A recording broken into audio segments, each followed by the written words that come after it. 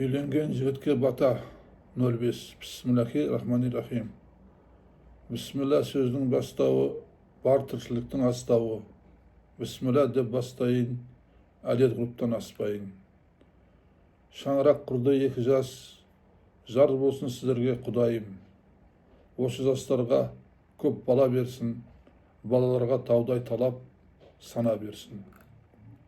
Жылы жүзді, иманды, жақсы болсын жұбайың, құт береке дарытып, құдайым өзі қолдасын. Дастарханнан дәм кетпесін, көңіліңнен сән кетпесін. Отбасы түгел аман боп, өмірлерінен мән кетпесін.